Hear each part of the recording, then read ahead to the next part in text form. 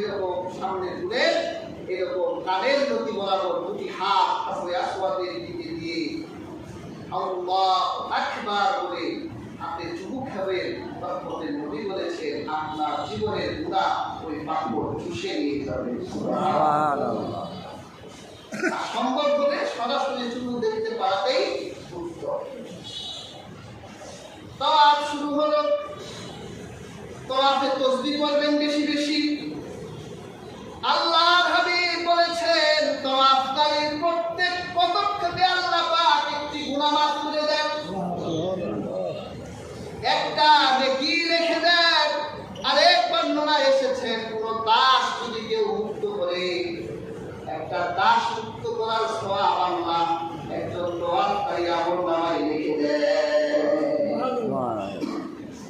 অন্য হাদিসে এসেছে আল্লাহ রাসূল বলেছেন কোন ব্যক্তি যদি তাওয়াফ করার সময় এই তাসবিহ বলে সুবহানাল্লাহি ওয়ালহামদুলিল্লাহি ওয়া লা ইলাহা ইল্লাল্লাহ ওয়াল্লাহু আকবার লা হাওলা ওয়া লা কুওয়াতা ইল্লা বিল্লাহ, এই পাঁচটা তাসবিহ একত্রিত করে যখন তাওয়াফ করবে রহমতের নবী বলেছেন আল্লাহ পাক তার আমলনামায় 10টি নেকি লিখে দিবেন, 10টি গুনাহ মাফ করে দিবেন, আল্লাহ 10টা মর্যাদা লিখে দিবেন।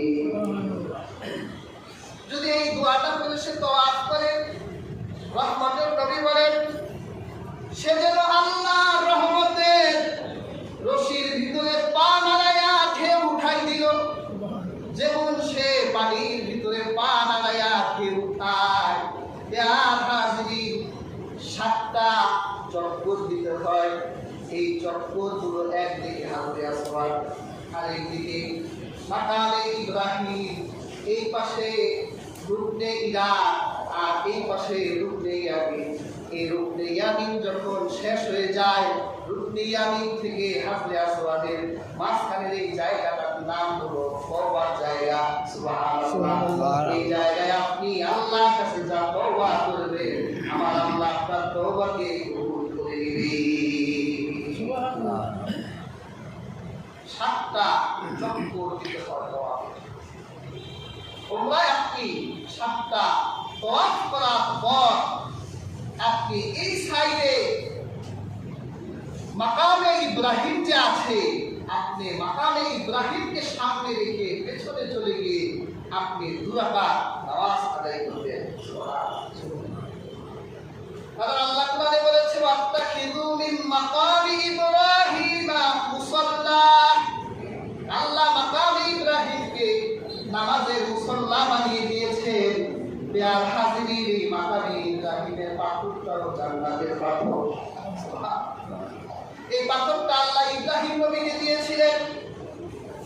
হযরত ইব্রাহিম নবী যখন খানায়ে কাবার দেয়াল বানাচ্ছিলেন, যখন তার সাধ্যের বাইরে যখন তিনি আর পারছিলেন না কিভাবে উপরে উঠে দেয়াল বানাবেন, কারণ এখন তো লিফটের যুগ আছে, যে কোনো জায়গায় উঠা নামা করা যায়, যে কোনো জায়গায় থেকে যে কোনো কাজ করা যায়।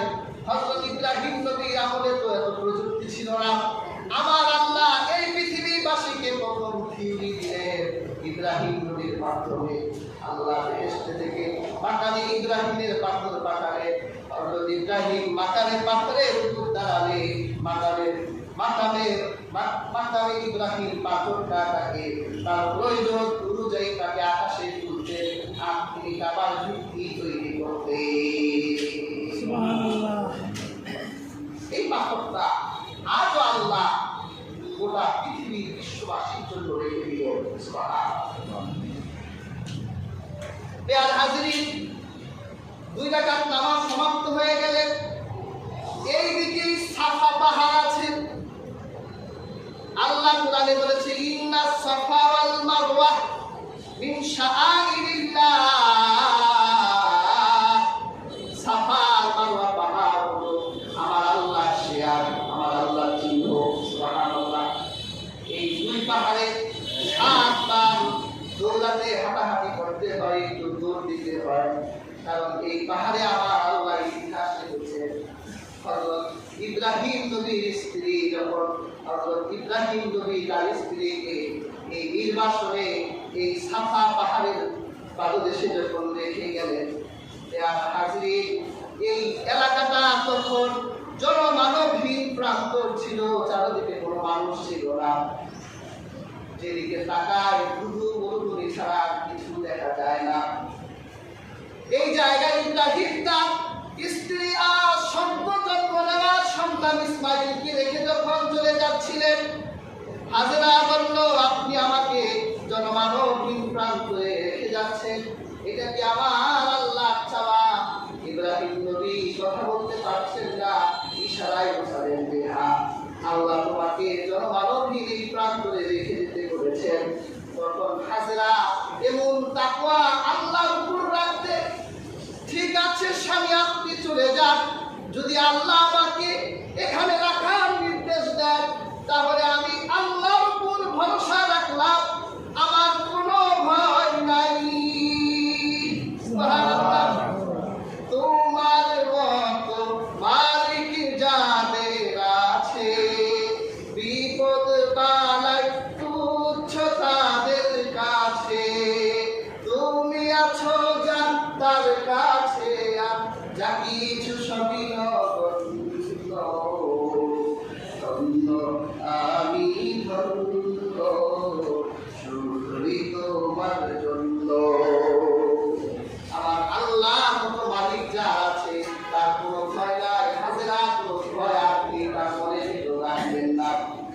হাজিরি একদিন চলে যায়, 2 দিন চলে যায়, শাকের পানি খাবার যখন তার শেষ হয়ে গেল, এখন তো আর তার কাছে কোনো খাবার নাই, পানি নাই, জনমানবহীন প্রান্তর, কোথাও পানির ফোয়ারা দেখা যায় না, কুয়া দেখা যায় না। সন্তান বুকের দুধ শুকায় গেল, হযরত ইসমাইল মায়ের স্তনে মুখ লাগালে দুধ পায় না, ক্ষুধা যাতনায় কান্না করে মায়ের ভিতরে সন্তানের জন্য এমন ভালোবাসা ফুটে উঠল যে আমার সন্তান যদি এখন এক কাপড় পানিও খাওয়াতে পারতাম তাহলে আমি মা হিসেবে নিজেকে গর্বিত মনে করতাম। তিনি সাফা পাহাড়ের উপর উঠলেন। হাজির তিনি দেখলেন সাফা পাহাড়ের উপর থেকে মনে হয় যেন ঝর্ণা নামছে। উপরে উঠে গিয়ে দেখলেন বালুরাশির ভিতরে সূর্যের তাপ পড়ার কারণে সাদা বালুগুলো চকচক করছে, পানি নাই। তিনি আবার দেখলেন মারওয়া পাহাড়ের বুকে যেন পানির ফোয়ারা নামছে। দৌড়াইয়া তিনি মারওয়া পাহাড়ে গেলেন, এইভাবে 7 বার পানির জন্য দৌড়ালেন। আবার সন্তানের কথা মনে পড়ে গেল, সন্তানকে মাটিতে রেখে আসলাম, দেখে আসি। যখন হাজেরা ইসমাইলকে দেখার জন্য আসলে, এসে দেখলেন ইসমাইলের পায়ের ছোট সন্তান কান্না করলে হাত পা নাড়ায়, পায়ের বাড়িতে সেই মাটির ভিতর থেকে আল্লাহ জমজম বের করে দিলেন। সুবহানাল্লাহ। জমজম রহমতের পানি, জমজম এমন এক পানি, যে জমজম রাসূলুল্লাহ তাআলা যে জমজমের পানি পান করতেন, রহমতের পানি। এই পানি আল্লাহ রাসূল মুখে মাখতেন, এই পানি রহমতের নবী গায়ে মাখতেন।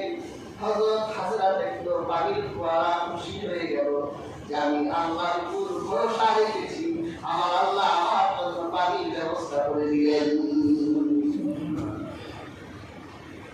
তিনি চারদিকে তিনি দেয়াল করলেন, আমরা কি বলি এটাকে, আটকাই দিলেন তিনি চারদিকটা। রহমতের নবী বলেছে হাজরা যদি ওই দিন যদি এই জমজমের চারদিকে বেড়া না দিত তাহলে জমজমের পানিতে গোটা পৃথিবী পড়ে যেত। তাহলে হাজিরা 7 বার সাফা মারওয়া দৌড়াবেন। সাফা মারওয়ার কাজ সমাপ্ত হয়ে গেলে হাজিরা 2 রাকাত নামাজ পড়ার পর তারা ওই জমজমের পানি খাবে, তারা মুখে মাখবে, গায়ে মাখবে, তারপর সাফা মারওয়ায় গিয়ে তারা দৌড়াবে। হাজিরিন, উমরার কাজ সমাপ্ত হয়ে যাবে। এটা হলো তামাত্তু হজের উমরাকারীদের কার্যক্রম। এইবার বড় হজ যখন আসবে, বড় হজের দিন হলো 6 দিন। কয় দিন? 8 তারিখ, 9 তারিখ, 10 তারিখ, 11 তারিখ, 12 তারিখ, 13 তারিখ। এখন অনেক ভিড় হয়, ভিড় হওয়ার কারণে 7 তারিখ থেকে কার্যক্রম শুরু হয়ে যায়। 7 তারিখ থেকে 12 তারিখ পর্যন্ত এই 6টি দিনে বড় হজ করতে হবে। এই হজের জন্য আপনার খরচ বিধান হলো প্রথমে ইহরামের কাপড় পরিধান করতে হবে। এই জন্য যারা হজে যান ইহরামের কাপড়